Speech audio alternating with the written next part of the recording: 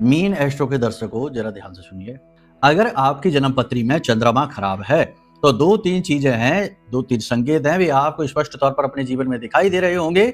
इन्हें जान लीजिए, पहचान लीजिए, फिर चंद्रमा के उपाय हम आपको बताएंगे, वो भी कर लेना, आपका काम हो जाएगा। चंद्रमा की तरफ से आ रहे दुख कष्ट परेशानियां समाप्त होने लगेंगे। संकेत क्या है, जरा ध्यान से सुनिए।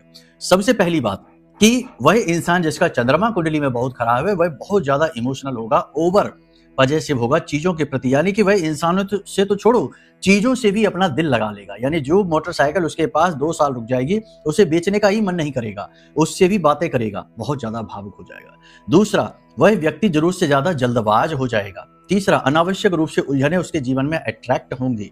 चौथा, उसका इमोशनली दुरुपयोग होगा, यानी लोग उसको भावुक करके और अपना काम निकाल लेंगे, बाद में उसको छोड़ देंगे। इसी के साथ साथ उसकी माँ की सेहत खराब रहेगी, माँ के साथ उसके रिलेशनशिप्स अच्छे नहीं रहेंगे, माँ का सुख उसे पूर्ण रूप से प्राप्त नहीं होगा। साथ ही साथ विवाह होने के बाद दाम्पत्य जीवन में भी परेशानियां आना निश्चित है और पैसे का फ्लो उसका हमेशा बिगड़ा रहेगा। तो अब इनमें से यदि कुछ संकेत है, वैसे तो और भी बहुत सारे संकेत लक्षण हैं, लेकिन इनमें से कुछ संकेत अगर आपको मिलते हैं तो सबसे पहला काम आप ये करिए कि अपनी कुंडली का आकलन करा लीजिए, क्योंकि पता तो चले कि किस प्रकार से चंद्रमा खराब है। कई तरीकों से यह खराब हो सकता है, 6-8-12 में है तो खराब है, राहु से ग्रसित है तो खराब है, शनि से ग्रसित है तो खराब है, तो इसे उसी अनुसार ठीक किया जाएगा सटीक उपायों के माध्यम से। दूसरा कि 2-3 चीजें हैं वो करना शुरू कर दीजिए। पहली चीज कि ध्यान मेडिटेशन करना शुरू करिए।